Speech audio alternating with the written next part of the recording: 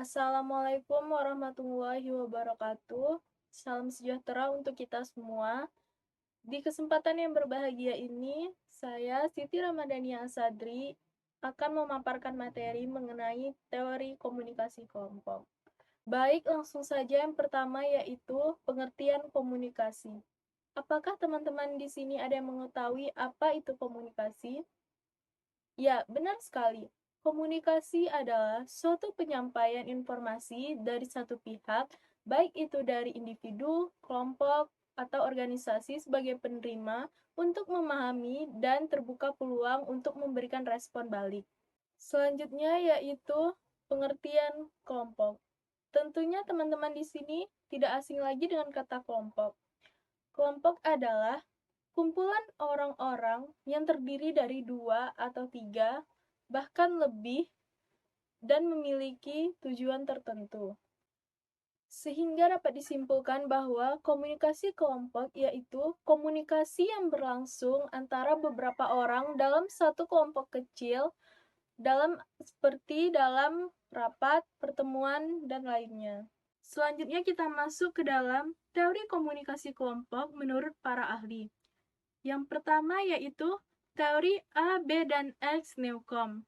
Teori ini menyatakan daya tarik antar suatu individu terhadap perubahan sikap ketika individu tersebut gagal dalam mencapai suatu keseimbangan ketika berkomunikasi kepada individu lain dalam suatu objek yang penting.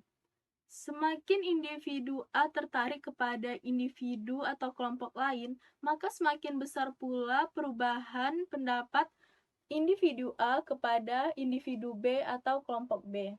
Contoh, A dan B saling menyukai. Namun, si A sangat cuek terhadap penampilan, sementara si B suka memperhatikan penampilan. Otomatis, karena si A tidak memperhatikan penampilannya, otomatis si B merubah pandangannya kepada orang yang memperhatikan penampilannya, kita kasih nama X.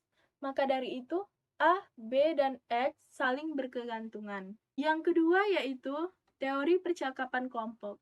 Teori ini berkaitan tentang produktivitas kelompok, juga upaya dalam mencapainya melalui masukan anggota, variabel, perantara, dan keluarga anggota.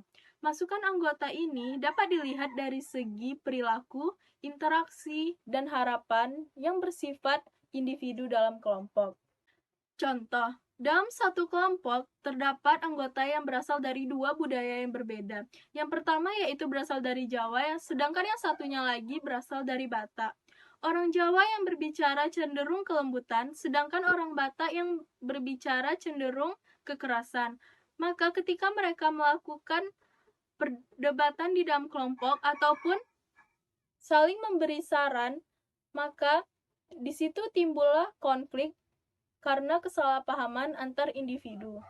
Saya rasa hanya itu yang bisa saya sampaikan. Lebih dan kurang saya mohon maaf. Wabillahi taufiq wal hidayah. Wassalamualaikum warahmatullahi wabarakatuh.